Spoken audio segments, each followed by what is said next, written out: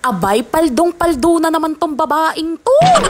Nag-cash out na naman nga ang Mima nyo at gumora sa palengke. Syempre, Mima, anong aasahan mo? Magmomodel-modela na naman yan siya. Likpit ka nga, di ba? Pwede mo naman dyan ilagay. Sabi mo yung OA na naman.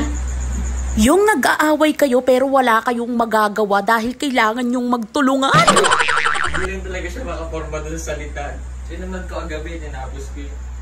O diba, maya-maya bati din sila. Eto nga muna yung nangyari ng mga araw na yan, mga Sesivol. Bali, may dumating na naman sa ating parcel at eto ina-unbox at ating ina-assemble. O diba, isang parcel lang yan pero tatlo-tatlo pa sila dyan, ha? Kunwari lang tumutulong yung Mima nyo pero umaaura-aura lang yun sa camera. Sa part nga na to mga Mi, finally naayos na nila. Tapos mga bakla, ilalagay ko yan dyan sa aking kusina. Alam mo naman, nagpapa-aesthetic talaga ng bahay tong babaeng to. Dito nga mga Sesivol, inaayos na. Saktong-sakto ngayong dating ng parcel na to dahil may ilalabas na namin yung mga nakatagong appliances dahil walang pinaglalagyan or walang mapaglagyan. Eh kapag pinagsama-sama naman kasi sa ibabaw ng lababo mga Sesivol, magkakapatong sila, ang pangit ng tignan, masikip at hindi na aesthetic. And this is the final look mga Sesivol. Oh my God, ang ganda. Aminin nyo lang. Go! O Badeng, alam kong gusto mo din nito. Alam kong budol na budol ka na kaya ilalagay ko yung link sa comment section. Maya-maya nga lang mga Sesivol, in-unbox namin tong dumating naming bagong CCTV. Bali kasi 3 na yung CCTV namin dito pero kulang pa rin. Ilalagay ko naman dito sa sala. Mga bandang 10 PM nga mga Sesivol, nagsimula na ang Mima nyo gumawa ng contents. Inabot nga ako dito ng alas 5 ng umaga. Bali ganito nga lang yung atake namin araw-araw mga Sesivol. Bali tinutulungan ako ng asawa ko sa mga damit na nahihirapan ako suotin. Pag may hinahanap ako, siya yung nakakaalam, siya yung maghahanap. Hanggang sa tahimik na ako nagpo-promote dito at eto yung nangyari. Likpit ka nga, di ba? Pwede mo naman dyan ilagay. Sabi mo yung OA na naman. O diba, galit na galit ang babaeng ito. Paano ba naman kasi ayoko sa lahat kapag ka nag-film ako yung merong maingay. O diba, kahit masama yung loob namin sa isa't isa, talagang kailangan magtulungan. Nung mag-aalas 5 na nga mga Sesivol, natapos na rin kami. Tapos ito, mahataw-hataw ang babae.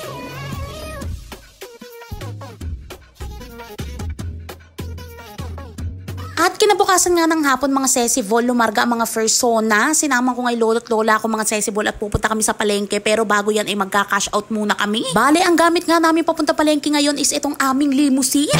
Nandito na nga kami sa pinagka-cash outan natin mga Sesivol. At eto na nga binibigay na yung perang kinash out natin. Eto nga yung kinita ng Mima Zurkinism nyo ng 3 araw. Dito nga mga Sesivol binibilang na natin. At eto na nga i-reveal na natin kung magkano yung ating na-cash out. Ang na-cash out natin mga Sesivol ay 17,000 pesos. O diba mga mari ko, ang laking tulong talaga ni TikTok sa buhay ko mga ve. So eto nga pagtapos namin mag-cash out, dumiretso na kami dito sa palengke. Familiar naman kayo siguro kung saan banda to. Bali mga mari ko, ang pera ng hawak ko hindi naman nakalaang pampalengke kaya konti lang talaga yung pinamili namin. And as usual, nandito na naman kami sa tindahan ng aming Suking Beautiful. Mukha nga lang kami dyan ng ilang kilong baboy at ilang kilong manok mga Sesivol. Pumunta din kami sa isdaan kaso wala na kami nagustuhan kaya bukas na lang. Dahil mas fresh bukas galing bulungan. Habang bumibili nga ng baboy mga Sesivol, as usual din talaga naman binibilan lagi ng laruan itong mga batang to. And tignan nyo na may tsura ng Mima Zurkinism nyo dyan. Napakadungis ng atake.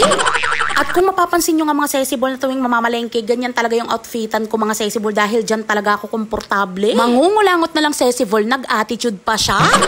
After nga sa baboyan mga Sesivol, lumarga na kagad ng mga persona at pumunta kami dito sa bilihan ng mga frozenism. Ito nga talaga yung pinakasuki namin dito mga Sesivol pagdating sa mga frozen. Dinamay ko na nga bilhan ng ulam tong mga matatanda. Konti nga lang din yung binili namin mga Sesivol, tulad nga ng sinabi ko, hindi talaga nakabudget pang palengke yung perang hawak ko mga ve. Hiniwalay ko na nga yung para sa amin at yung para kala lola. Tapos be, eto na naman siya.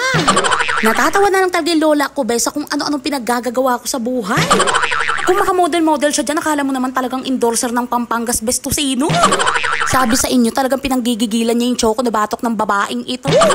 Pauwi na nga sana kami dito mga Sesivol pero nadaanan namin itong nagtitinda ng mga tinapay. Kaya sabi ko kay lola ay kumuha na siya dyan ng tinapay para mayroon sila mga pang merienda. Sama niya na pati palaman nila. Tinanong ko nga din kung ano yung kape nila mga Sesivol para makakuha na rin. At bigla na naman siyang sinumpong mga te. Naiiyak na lang talaga ako sa part na yan mga Sesivol dahil ewan ko tuwing aalis ako ng bahay lagi na lang ako natatae. Akala ko sa part na to kinuha na ng home for the agent yung lola ko kasi nawawala. Nandito lang pala sa likod ve. Dito nga mga Sesivol talaga namang sinumpong na naman ang Mima nyo ng kanyang sakit. Feeling niya yata dyan mga be, anak siya ng kontraktor. Sa part nga na to mga Sesivol, namimili lang ng panahog sa sigang tong asawa ko. And tignan nyo naman yung atake laki ng fest ng mima nyo dito. Kahit very hagardosa, talaga namang napakakinis pa rin. Baka alagang you glow babe yun. Pauwi na nga sana kami mga sesibol, pero nadaanan natin tong nagtitinda ng cake dito and kakilala natin sila. So mga mima Zor, kung bet yun na mga ganitong klaseng pagkain, nagtitinda sila for 99 pesos, 2 pirasong slice na. Pero in fairness ha, pag-uwi namin sa bahay, talagang tinikman kagad namin to and bakla, ang sarap niya. O para sa mga taga Castillejos, kung gusto nyo matikman to, nakapwesto sila palagi dyan sa likod ng palengke. O eto yung paninda nila mga sesibol. Perfecto kung naghahanap kayo ng panghimagas o pang merienda nyo. O bading itsura pa lang ang sarap na, kaya excited na umuwi ang persona. Dito nga sa part na to mga sesibol, pauwi na kami and yung daan na to mga talaga maalikabok. Yung tipong kahit wala kang sakit pag uwi mo, inaasma ka na. Na-traffic pa nga mga persona dito dahil ginagawa yung daan, kaya meron tayong mga traffic enforcer dyan. And finally nga mga sesibol, nakalarga na kami and makikita nyo nga dito kung gaano karami yung naipit sa traffic. And dito nga papasok na tayo sa aming barangay Balaybay, kung saan may ribbon cutting ang puday. Sa part nga na to mga habang binabaybay namin to, kitang-kita tong babaeng to na nagtakip kagad ng fest. Sama kayo sa... Hindi nga muna kami dumiretso umuwi mga at dumaan kami dito sa lechonan at fully fade na ang fully fade. Magbabayad na lang ng kakulangan te. Diyos ko, pinahirapan pa ang sarili ba? Bopis. May pa-free silang bopis guys kapag umorder kayo sa kanila ng lechon. Buuin ko na guys yung bayad sa lechon para wala akong pinoproblema.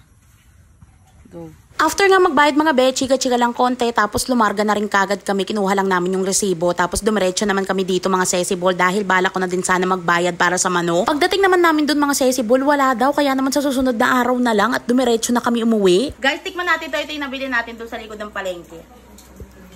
Binaboy na nga nila dito pagdating kagad sa bahay ito. Masarap siya guys ha. Kapag pupunta kayo sa palengke ng Caste, nasa likod sila mga sesibol, doon sila nakapwesto. Masasarap mga sesibol, 99 pesos, dalawa. Pwede magkaibang flavor. Maikli nga lang to mini vlog na to mga alam ko mabibiting kayo. Sa susunod na lang ulit. Bye!